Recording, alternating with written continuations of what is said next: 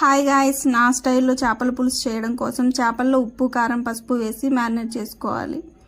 ఒక ప్యాన్ పెట్టుకొని అందులో ఒక 4 స్పూన్స్ దాకా ఆయిల్ వేసుకొని సన్నగా తరిగిన పచ్చిమిర్చి ఆనియన్ కూడా వేసుకొని లైట్ బ్రౌన్ కలర్ వచ్చేంత వరకు ఫ్రై చేసుకోవాలి. లైట్ బ్రౌన్ కలర్ వచ్చిన తర్వాత అందులో టమాటా ప్యూరీ వేసుకొని ఆయిల్ పైకి తేలేంత వరకు ఫ్రై చేసుకోవాలి. ఆయిల్ పైకి తేలిన తర్వాత అందులో ఫ్రెష్ అల్లం వెల్లుల్లి పేస్ట్ కూడా వేసుకొని పచ్చివాసన పోయేంత వరకు ఫ్రై చేసుకోవాలి.